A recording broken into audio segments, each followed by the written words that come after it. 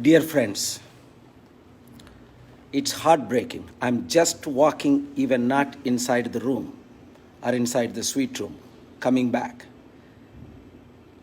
Heartbroken because today you heard Trump declaring war while Biden declaring victory. It's not an easy task to handle. One side, the White House top official leaders are calling me. I demanded President Trump to pick up the phone and call me. He didn't. So I went from Philadelphia and I returned because he's not ready to concede. And I'm not ready to go to the White House and deal with him. Of course, I've told all of his advisors are inside the room. And they are saying they're divided.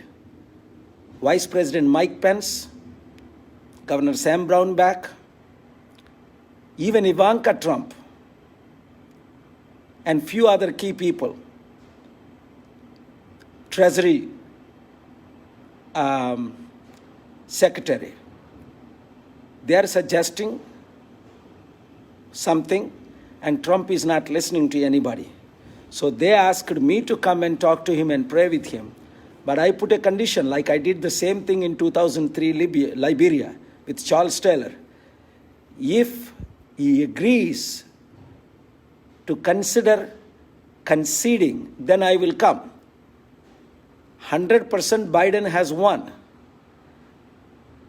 God has spoken, people have spoken. If there are frauds, I know internally what the frauds are. It is 1, maybe 200, maybe 300, 400, 10,000 at the most. Biden got 40 million more.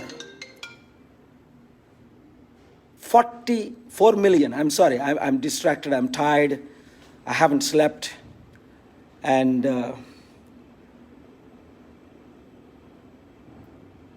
it's challenging. Some of his advisors are mad with me. Daryl Scott today, that is the guy I introduced. When I campaigned for Obama, he was my coordinator from Columbus.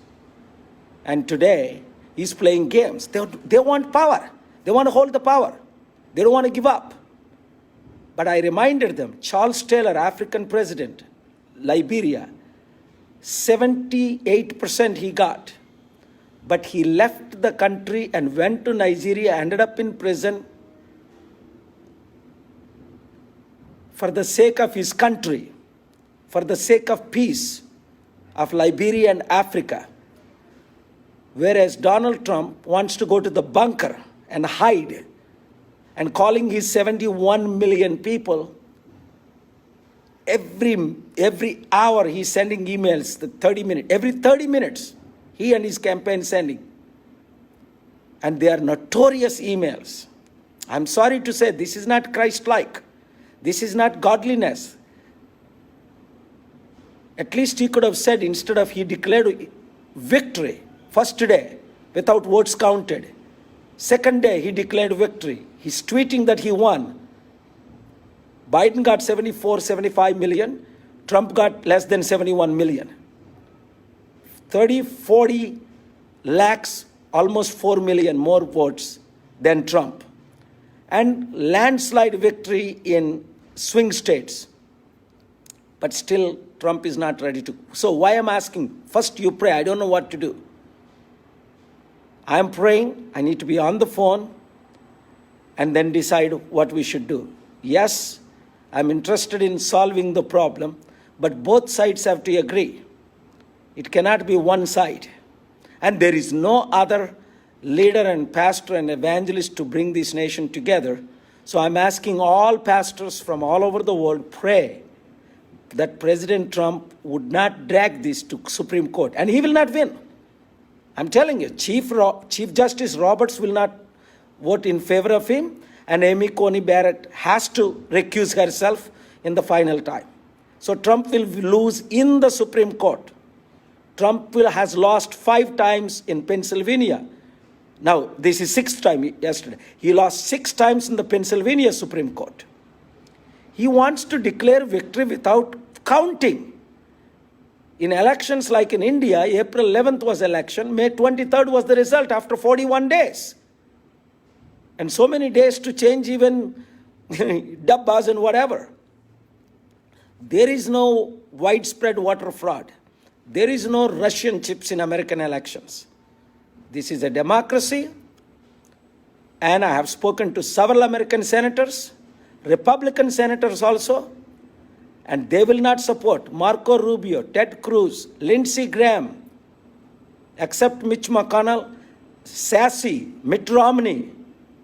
All of them are advising very soon, within 1 week, I'm telling you today, if Trump doesn't change, let us pray for change. Now I want everybody to pray, nothing else. Prayer, prayer, prayer for a peaceful transition.